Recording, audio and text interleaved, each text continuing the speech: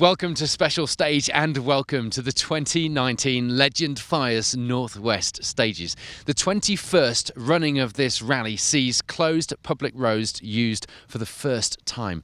And indeed the first time that closed roads have been used for rallying in the northwest of England, full stop. So much excitement, so much anticipation and build-up on the lead up to this event. And what a gap year it was in 2018. Of course, the last time the rally ran was in Blackpool in 2017. This year, the base is Garstang, Myerscough College, big supporters of the event over the years, and this year it's the central hub for the rally. 12 stages, 50 competitive miles, over 600 marshals, and so much work from so many people to get to this point. So let's get the action underway on the stages and let's see what this fantastic closed road rallying has got in store for us.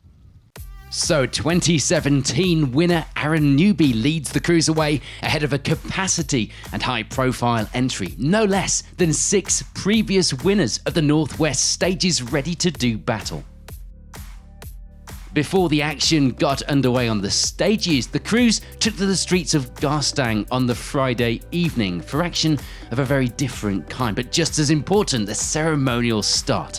And we caught up with a few of the crews in the busy town centre for their views ahead of this historic event.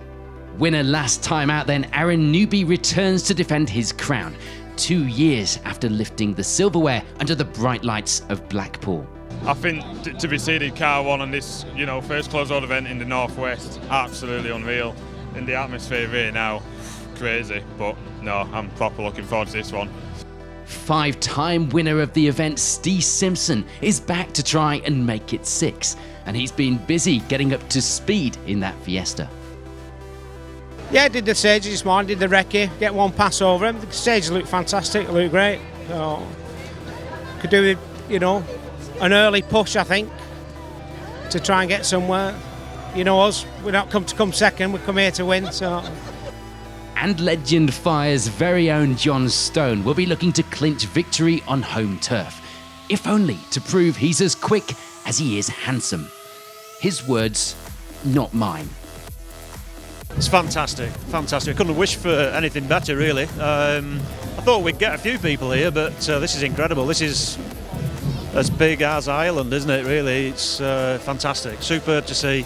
Great credit to Garstang Council, as well as all the organisers of the Legend Fires Northwest Stages. But yeah, fantastic. Really proud.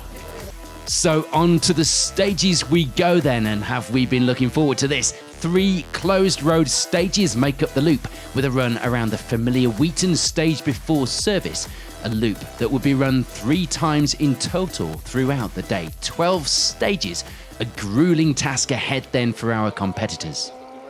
On to the first of those loops, and we would see an early lead for Peter Taylor and Andrew Roughhead, reaching the end of stage 4 with a slim but welcomed 9-second lead in the rally.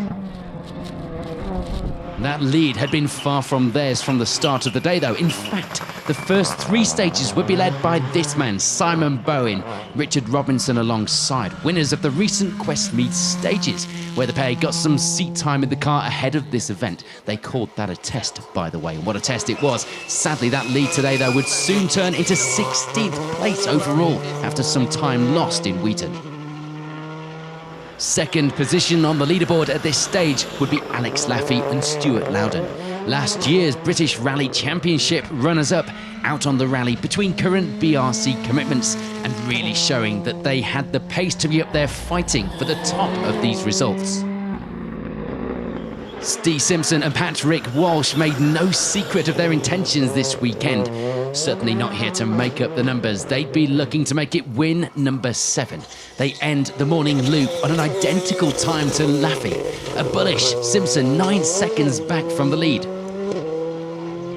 For Neil Simpson and Michael Gibson, it would be 4th. The Skoda pair would be picking up the pace as the morning went on. They end stage 4 with 5 seconds to catch up those podium places up ahead. Just a few seconds back would be Paul McKinnon and Paul Beaton, out this weekend in a Fiesta WRC and hoping to put the well-capable car on the top step of that podium. For now though, it would be 5th. Some consistent times over the morning stages, but at the moment it was speed over consistency that was winning. For 2017 winner Aaron Newby and Andrew Leeds this time, it will be 6th. Clearly not where they wanted to be at this stage, but they were under no illusion that victory this year wasn't going to be easy with the quality of entry that we're seeing.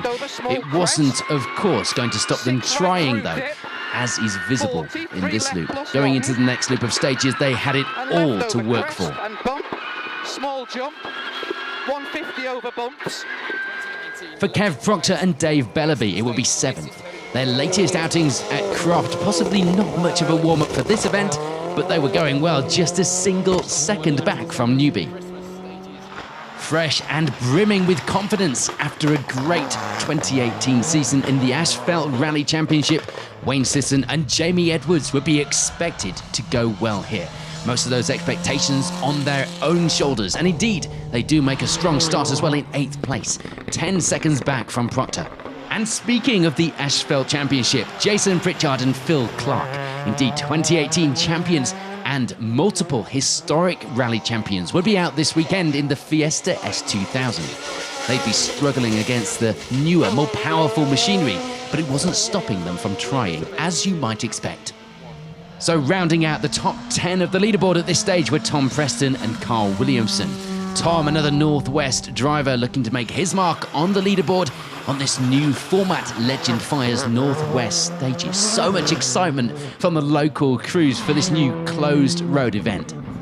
It doesn't stop with the top 10 though, of course. A look at some of the class battles now going on this weekend, and we'd see a return to the stages for the pairing of Darren Atkinson and Phil Sandham after their huge accident on Otterburn a few years previous. 5 years ago, it was a big one. The car has been rebuilt, improved, and clearly they hadn't lost any of their pace or nerve, leading the way in Class D, and as spectacular as always.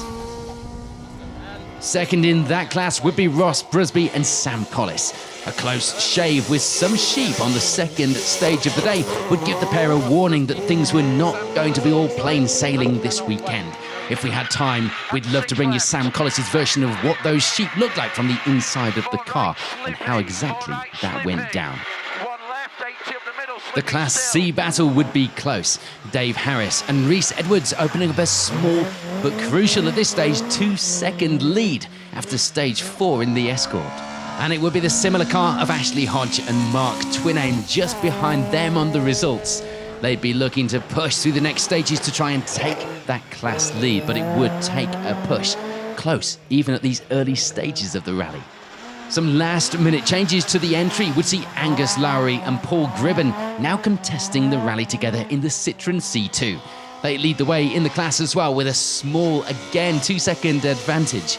A spin on the third stage of the day would stop that lead being any bigger, but the potential was certainly there. The second of our former Works drivers, after Neil Simpson, of course, former British and even World Rally Championship driver Neil Weirden will be out with Callum Cross alongside this weekend in that newly acquired Hyundai i20 that you may remember from when Ollie Marriage brought it out in the forests in Top Gear magazine colours. They make a good start to the event, a few changes on the car since then as well, to be fighting for that Class B lead. In Class A, it would be Northwest Stages regulars Mark and Andrew Constantine leading the way. That advantage at the top of the class was a reasonable but not safe by any stretch of the imagination 17 seconds. But of course, that could fast turn to nothing on an event like this. Behind Constantine on the results was the Nova of Stephen Bethwaite and Anne Forster, second in the class. A bit of a bigger advantage in that position themselves. The historic class may have only had a few crews out on the entry this weekend, but that wouldn't stop the competition being every bit as exciting as you would expect. Graham Butler and Chris O'Connor leading the way in the class at the end of the morning loop. Their advantage would be over the Escort of Tim Metcalf and Chris Sharp-Simkis. Second in the class, fighting for that lead. That car sounds fantastic. So we are 4 stages down on this exciting new format, Legend Fire's Northwest Stages. And it's advantage Taylor, but those behind were not letting him get away. He certainly wasn't going to have today easy, and nor would he have been expecting it. 8 stages to go. On to the next loop of stages then, and there would be no change at the top of our leaderboard. Peter Taylor and Andrew Roughhead continue to lead the way, the advantage growing ever so slightly now to 5 seconds. There would, however, be some notable changes. The first of those was to second place. Neil Simpson and Michael Gibson climbing up the leaderboard to not only get themselves onto the podium, but up as far as that second place, fighting for the lead with some good times in the Skoda. The first time this pair have been together since fighting for the British Rally Championship back in the Formula 2 days in the Works VW Golf. That move, of course, means that it's a move down from second to third for Alex Laffey and Stuart Loudon. Still on the pace, they were just 4 seconds back from Simpson, and with 4 more stages to go after service, they had the bit between their teeth. Paul McKinnon and Paul Beaton would gain a position in this loop, now sitting just outside our podium places in 4th, 19 seconds back from Laffey in their Fiesta WRC, which was, of course, a red rack to a bull. And indeed, things would be moving the right way as far as the leaderboard was concerned, and especially considering that competition and the machinery around them for Aaron Newby and Andrew Leach. They step up a place into 5th now, themselves just 9 seconds back from McKinnon, 37 off the lead of the event, showing just how close it was on these closed Lancashire roads, 8 stages into the rally. Tom Preston and Carl Williamson gain a few places in this loop in the Skoda, climbing their way from 10th up to 6th. Closing in now on some of the crews up ahead, and if they kept up that pace, there was potential for more movement as well through the final stages of the event. Preston definitely on song through this mid-stage of the rally. Some of that movement on our leaderboard will be down to a drop down the results for Steve Simpson and Patrick Walsh. They unfortunately move out of their podium position and into 7th. Not ideal, but they were still in the mix, which is more than could be said for Kev Proctor and Dave Bellaby, who would crash out before passing any of our cameras in this loop. Legend Fire event sponsor John Stone with Jack Morton alongside this weekend moved their way into the top of the results in this loop of stages now. 8th place overall. John perhaps back to his old ways of building the pace as the rally goes on. Whatever it was, they were doing what they needed to be doing to move the right way on that leaderboard. More notable attrition. We'd lose tarmac experts Jason Pritchard and Phil Clark with a misfire before they passed any of our cameras. So for now, it will be Wayne Sisson and Jamie Edwards in 9th. Sadly for them though, down a position on the overall results after those changes up ahead. We hadn't finished with those retirements just yet either. You might be wondering where Simon Bowen and Richard Robinson are. Well, the early rally leaders retired on stage 8 with clutch issues on the Subaru WRC. We'd also lose John Marshall and Scott Crawford. The pair had been running in 19th position overall at the time, retiring though in service with transmission problems in their Subaru. And so to update you, rounding out the top 10 now would be Darren Atkinson and Phil Sandham, the pair climbing the overall leaderboard, but there would, of course, be no change to their lead in Class D at this stage. Still hard charging and definitely back to their best after that accident last time out. So we are 8 stages down. The Legend Fires Northwest stage is proving to be every bit the epic masterpiece that we were expecting. 4 more to go, no change at the top, but that fight for the podium places was definitely on. On to the final stages of this Legend Fires Northwest stages then, and we do unfortunately lose Paul Mankin and Peter Scott, the Lotus pair not making it to the final stage of the day. So robbing us of that noise made by the Lotus twin cam, it would mean just 2 finishers in the historic class. And as expected of those, it will be second place for Tim Metcalf and Chris Sharp-Simkis. That, of course, means victory would go to event-long historic leaders Graham Butler and Chris O'Connor, just over a minute and a half's advantage by the end of the rally. It would end up being a good rally for Ben Jones and Alistair Dodd. They finished with 3rd in Class A. A good, strong end to the day, not a mark on the car. Ahead of them in the class would be Cameron Craig and Ewan Lees. They keep hold of that 2nd place to end the rally in the Peugeot 205. But taking the Class A victory this weekend would be Stephen Bethwaite and Anne Forster. After taking the lead in the middle of the day, they edge out a good advantage of over 3 minutes by the finish. Fair to say it had been a successful weekend for Joel Simpson and Bruce Lindsay. They massively improve on their seeding, catching cars in every single stage of the day to take 6th in Class B, as well as 53rd overall. There wouldn't be any change, meanwhile, to Class B. 3rd place in that class belonging to David and Stephen Benson in the Civic, just a minute separating the top of the class by the finish of the rally. 2nd in that class, and great to see him back out on the stages, Neil Weirden with Callum Cross alongside. The pair unable to catch our class leaders throughout the day, but putting up a good fight nonetheless. 53 seconds off the lead though by the end of the rally. So that meant it was the Class B victory this weekend for Angus Lowry and Paul Griblin. A good run without any major issues to report, which is more than could be said for some. The pair clearly trying out there on the stages and giving the spectators plenty to cheer about too on their way to the class win. And by the way, so many spectators out here today. It would be a trouble-filled final loop though for Anthony Harrison and Simon Barnes. A broken alternator in the final service meant a few push starts, but they do make it to the finish. 8th place in Class C in that road rally spec Escort. Quite some feat. The top of Class C would change a little, with David Greatrix and Ian Rees stepping up to take 3rd in that class by the end of the rally in that hard-charging Clio. That would, however, be the only change at this stage. John Deegan and Pauline Merrill's happy to take 2nd by the end of the rally, just 39 seconds back from the class lead. And that, of course, would mean class victory for Kev Dunn and Gary White. A strong end to a good rally for the pair, taking class victory in that Civic. In Class D, it was 3rd for Peter Jackson and Chris Williams. That result not without its issues though. A snapped manifold had been repaired in service, but it wouldn't last to the end of the rally, meaning a very tense run to the finish of the event. And for Ross Brusby and Sam Collis, it would be 2nd place. A great result for the pair to keep hold of that position throughout the day and keep our leaders honest. And I suppose more importantly, no sheep were harmed in the making of this result.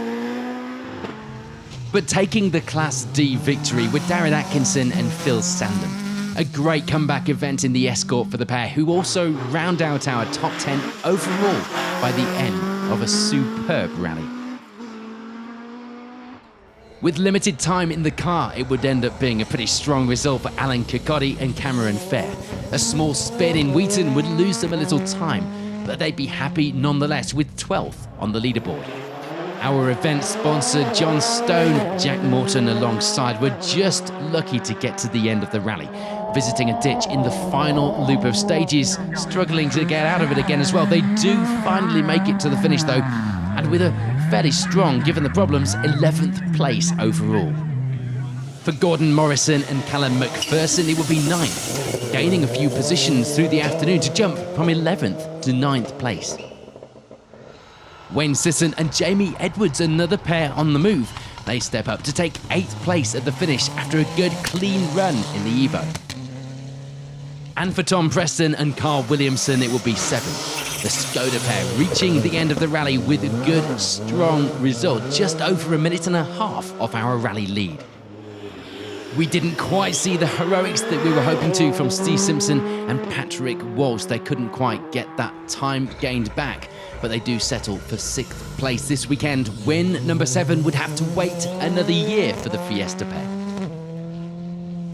For the 2017 Legend Fires Northwest Stages winner Aaron Newby, with Andrew Leach alongside for this event, it would end up being 5th place. A strong run for the pair, only beaten by R5 and WRC Machinery, something that they would be pretty proud with at the finish, and rightly so. No change through the final loop for Paul McKinnon and Paul Beaton. They stay out of trouble and keep up the pace to take 4th place at the end of the rally. Just 36 seconds off the podium positions up ahead, and possibly wondering what might have been. On to those all-important podium positions then. And there would be change up ahead. We see Neil Simpson and Michael Gibson ending the rally with third. A strong end for the Skoda pair, if a little disappointing. The times, though, couldn't be any closer, and I mean that. In fact, Simpson and Gibson end on exactly the same time overall as Alex Laffey and Stuart Loudon. Dead level on time at the end of the rally, Laffey taking that second place on a stage 1 tiebreak.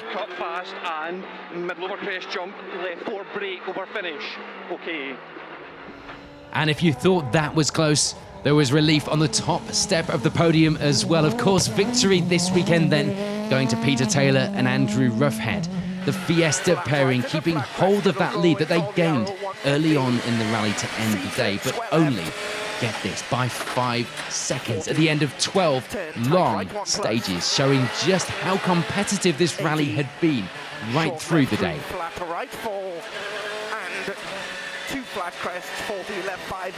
It has been a long yet monumental day for British rallying. A lot of excitement and relief on this podium. Before we chat to our winner, here's confirmation of that finish here at the Legend Fires Northwest Stages 2019.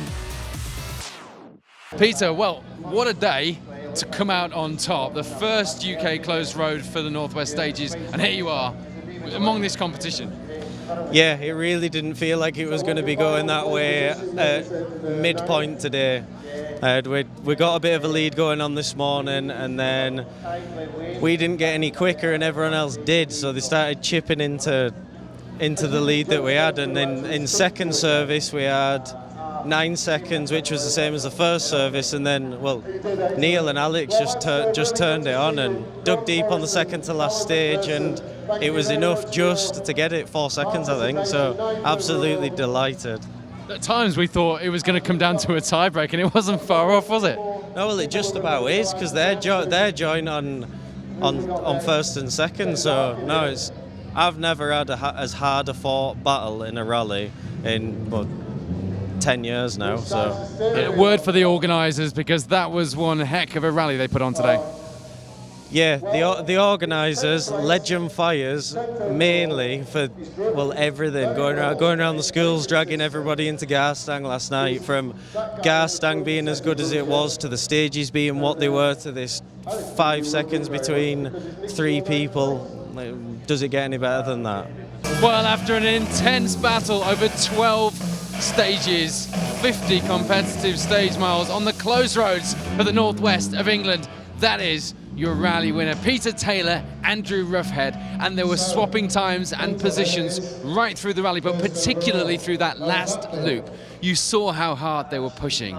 They were really all on it. They all wanted to take the top spot this weekend, but what a leaderboard we've got for you at the end of the 2019 Legend Fires Northwest Stages. As a package, the whole rally has worked so well. Congratulations to the organisers, to the army of over 600 marshals and volunteers who have helped to put this on, to the local residents, to the local councils, to the sponsors, to everyone who's been involved in one of the biggest shows this year in British rallying.